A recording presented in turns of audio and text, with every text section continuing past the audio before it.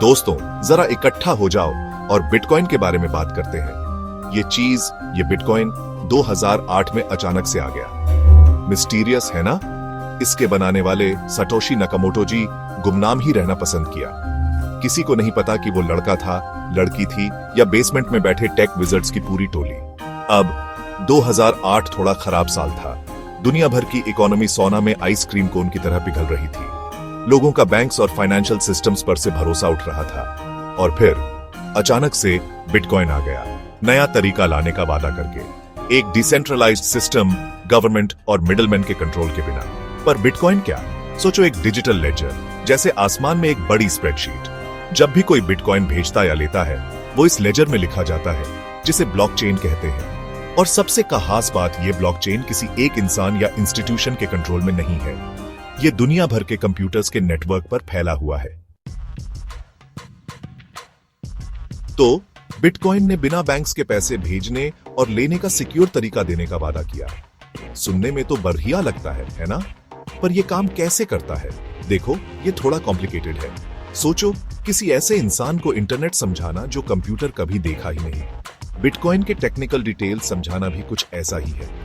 बस इतना याद रखो कि बिटकॉइन ट्रांजैक्शंस क्रिप्टोग्राफी पर बेस्ड हैं। ये एक फैंसी वर्ड है मैथ यूज करके इंफॉर्मेशन सिक्योर करने के लिए। इसे एक सीक्रेट कोड की तरह समझो, जो सिर्फ भेजने वाले और लेने वाले को पता होता है। और क्योंकि ब्लॉकचेन डिसेंट्रलाइज्ड और ट्रांसपेरेंट है, किसी के लिए भी सिस्टम को चीट करना बहुत मुश्किल है। अब आप सोच रहे होंगे, ये सब तो बढ़िया है जॉन, पर क्या मैं इससे ग्रोसरी खरीद सकता हूँ? यहीं पर चीजें थोड़ी ट्रिकी हो जाती हैं। बिटकॉइन को शुरू में रोजमर्रा के ट्रांजैक्शंस के लिए डिजिटल करेंसी माना गया था, पर अभी तक ऐसा नहीं हुआ है। कम से कम अभी तक तो नहीं। बिटकॉइन की एक खास बात है इसकी लिमिटेड सप्लाई। सिर्फ 21 मिलियन बिटकॉइंस ही कभी एग्जिस्टेंस में आएंगे, बस इतना ही। दोस्तों, गवर्नमेंट्स की तरह और प्रिंट नहीं होंगे। यही स्कैर्सिटी बिटकॉइन को इन्वेस्टर्स के लिए अट्रैक्टिव बनाती है। वो इसे इन्फ्लेशन के खिलाफ बचाव की तरह देखते हैं, डिजिटल गोल्ड की तरह। पर यही लिमिटेड सप्लाई बिटकॉइन के वॉलेटिलिटी का भी कारण है। क्योंकि बिटकॉइन की फिक्स्ड अमाउंट है, डिमांड में थोड़ा सा भी बदलाव प्राइस में बड़ा उतार चढ़ाव ला सकता है।